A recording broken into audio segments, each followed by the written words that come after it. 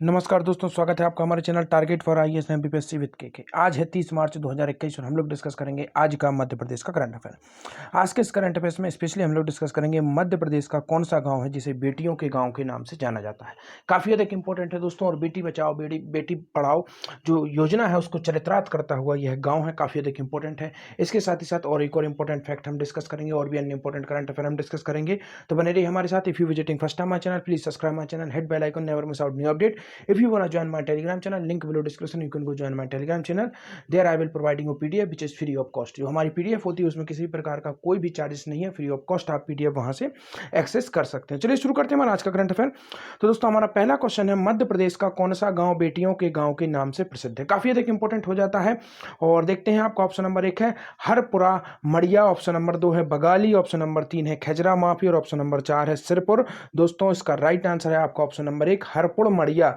मध्य प्रदेश का एक ऐसा गांव है जो बेटियों के गांव के नाम से फेमस है। क्यों बेटियों के गांव के नाम से फेमस है तो आपको बताना चाहूंगा। इस गांव में दोस्तों जो वृक्ष हैं उन पर बेटियों के नाम को उकेरा जाता है, जो घर हैं उनमें भी बेटियों के नाम को उकेरा जाता है, तो इसलिए इस गांव को कहा जाता है बेटियों का गांव। और भी अन्य इंपॉर्टेंट कारण हैं जिनको हम आगे डिस्कस करेंगे। आप मगर यहां पर ऑप्शन नंबर 2 देखिए बगाली। बगाली कहां पर है दोस्तों? देवास में है। और यहां यह इंपॉर्टेंट क्यों है? क्योंकि यहीं से काली सिंध जो नदी है उसका उद्गम होता है। कहां से होता है? देवास के बगाली गांव से ही इसका उद्गम होता है दोस्तों। और यह कितनी लंबाई है इसकी? 150 किलोमीटर इसकी लंबाई हो। देवास इसी के किनारे बसा हुआ है। तो चलिए आइए देखते हैं, नेक्स्ट क्वेश्चन देखते हैं हम।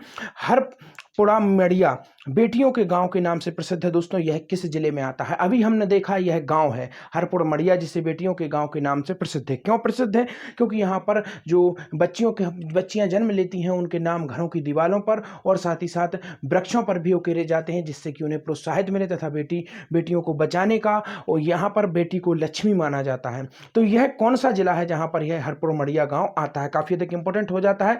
तो आपका ऑप्शन नंबर 1 है टीकमगढ़, छतरपुर, सिंगरौली या फिर बालाघाट। दोस्तों इसका राइट आंसर है आपका ऑप्शन नंबर 1 टीकमगढ़।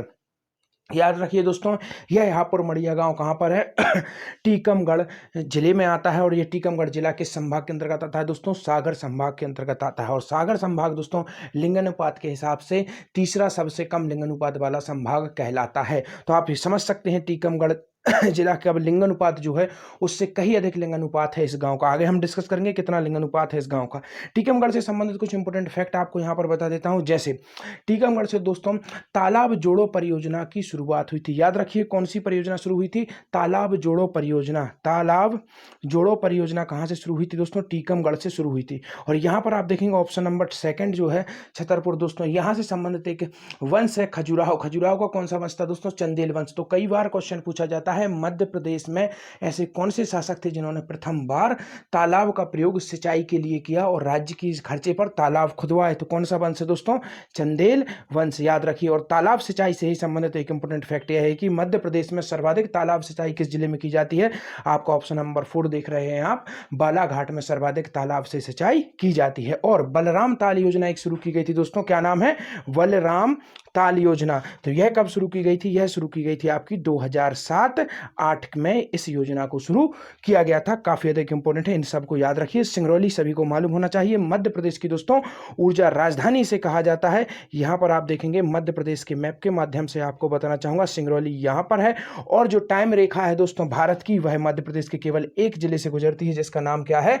सिंगरौली है। और सबसे पूर्वी जिला भी इसे कहा जाता है दोस्तों। यह यूपी और साथ ही साथ छत्तीसगढ़ से सीमा साझा करता है। और यहीं पर मध्य प्रदेश का सबसे बड़ा ताप विद्युत केंद्र, जिसे किस नाम से जाना जाता है दोस्तों? विंध्याचल ताप विद्युत केंद्र के नाम से जाना जाता है। लगभग 3000 मेगावाट इसकी उत्पादन क्षमता है। और यह दोस्तों यहाँ यह स्टैब्लिश कब हुआ था दोस्तों? 1987 में इसे स्टैब्लिश किया गया था। और मध्य प्रदेश का सबसे बड़ा ताप विद्युत केंद्र दोस्तों, और इसकी विद्युत 5 राज्यों को जाती है। और जो आपका केंद्र शासित प्रदेश है दादर नागर हवेली, उसको भी इसकी विद्युत जाती है। तो यह काफी अधिक इंपॉर्टेंट है। अब देखते हैं हम हरपुर मड़िया बेटियों का गांव का लिंगानुपात कितना है। हमने देखा कि यह गांव बेटियों के नाम से फेमस है, टीकमगढ़ जिले के अंतर्गत आता है। क्यों फेमस है? क्योंकि यहां पर बच्चियों के नाम को कोयरा जाता है वृक्षों और घरों पर। अब हम देखेंगे इस गांव का लिंग अनुपात कितना है? तो आपका इसका राइट आंसर है आपका ऑप्शन नंबर 1 1107। 1000 पुरुषों की संख्या पर दोस्तों 1107 महिलाएं हैं, जो कि सर्वाधिक लिंग अनुपात हो जाता है इस गांव का। इस जिले से नहीं बल्कि प्रदेश का हमारा लिंग अनुपात कितना है दोस्तों? मध्य प्रदेश का लिंग अनुपात है दोस्तों 931। याद रखिए, मध्य प्रदेश का लिंग अनुपात कितना है? 1000 पुरुषों पर 931 महिलाएं हैं दोस्तों।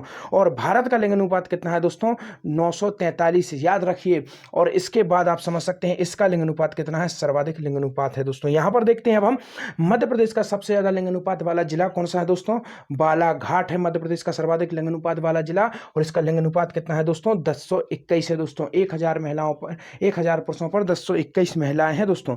इसके बाद आप देखेंगे मध्य प्रदेश का सबसे कम लिंग अनुपात किस जिले का है दोस्तों? भिंड का सबसे कम लिंग अनुपात है। और भिंड जिले का लिंग अनुपात कितना है? 837 लिंग अनुपात है दोस्तों।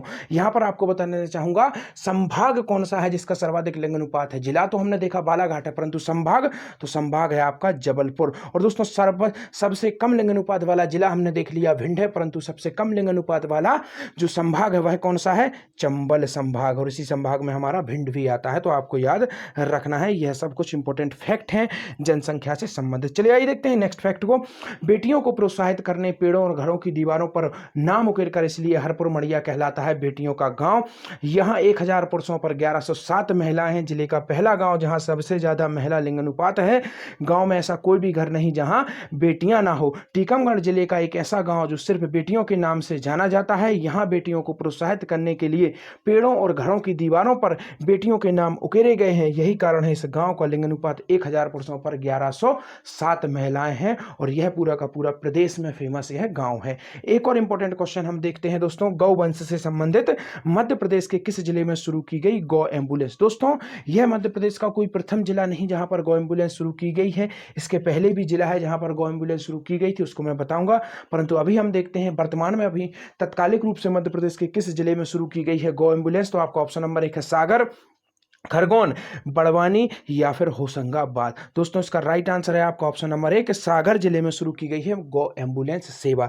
इसके अंतर्गत क्या किया जाएगा? यह निःशुल्क गौ एम्बुलेंस सेवा होगी। जो भी घायल अवस्था में गाय या बीमार गाय है, कोई भी व्यक्ति इनसे गौ एम्बुलेंस के माध्यम से संपर्क कर सकता है और उन गायों का रेस्क्यू करके उनका ट्रीटमेंट किया जाएगा। यही इसका उद्देश्य है। अब आपको बताऊंगा मध्य प्रदेश का दोस्तों प्रथम गौ एम्बुलेंस किस जिले में शुरू की गई थी? तो दोस्तों इसका राइट आंसर है खरगोन। कब शुरू की गई थी दोस्तों? 2004 में शुरू की गई थी। मध्य प्रदेश का प्रथम ऐसा गांव शहर जिला है जहां पर शुरू की गई थी। खरगोन में गौ एम्बुलेंस शुरू की गई थी। होशंगाबाद दोस्तों कामधेनु सेंटर शुरू किया गया था। यहां पर होशंगाबाद के इटारसी नामक जो शहर है उसमें, और इटारसी दोस्तों मध्य प्रदेश का सबसे बड़ा रेलवे जंक्शन भी है, तो यहां पर यह शुरू किया गया था। और होशंगाबाद से संबंधित एक और इंपॉर्टेंट फैक्ट बता देता हूं दोस्तों, सबसे कम पशुओं की संख्या कहां पर है मध्य प्रदेश में?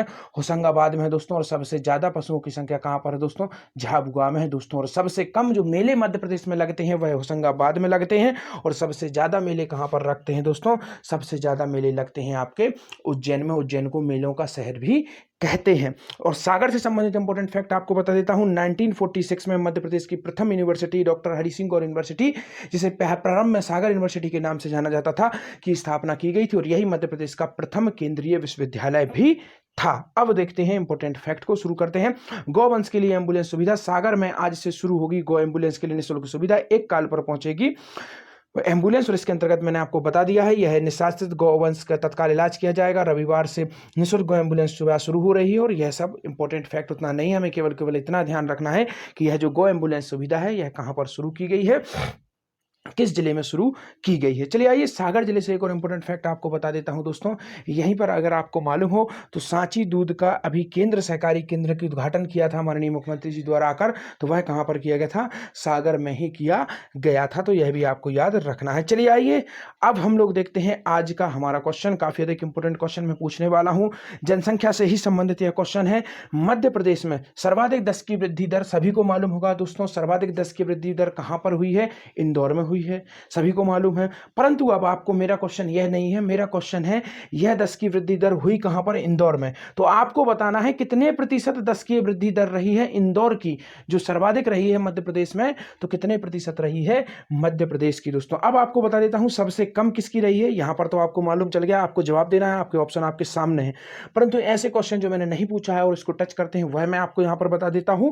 तो सबसे पहले आपको बताना चाहूंगा मध्य प्रदेश का सबसे कम 10 की जनसंख्या वृद्धि दर कहां पर हुई है? अनूपपुर में हुई है। याद रखिए कहां पर हुई है? अनूपपुर में हुई है, मात्र 12% हुई है। अब आप अनुमान लगा सकते हैं कि सबसे ज्यादा जनसंख्या वृद्धि दर इंदौर में हुई है दोस्तों, और इंदौर के बाद सर्वाधिक जनसंख्या वृद्धि दर कहां पर हुई है?